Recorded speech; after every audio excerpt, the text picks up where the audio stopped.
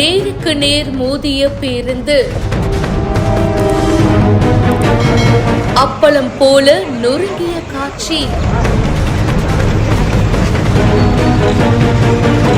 பரபரப்பான வீடியோ சமூக வலைதளங்களில் வைரல்.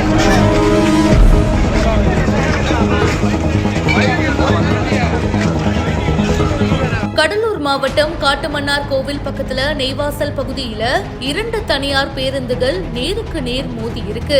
இந்த விபத்துல 34 பேர் காயங்களோட மருத்துவமனையில அனுமதிக்கப்பட்டிருக்காங்க.